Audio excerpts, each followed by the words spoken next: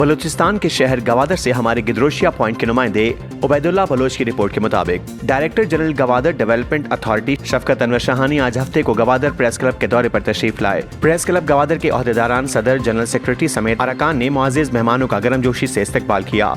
DG Gwadar development authority Shafqat Anwar Shahwani ने सहाफियों से गुफ्तगू करते हुए कहा कि गवादर की तरक्याती मंसूबों में तेजी के साथ मुख्तलिफ इलाकों में काम हो रहे हैं। उन्होंने कहा कि गवादर मुस्तकबिल में इंतहाई अहम कारोबारी शहर बनने वाला है। तरक्की का सफर जारी है।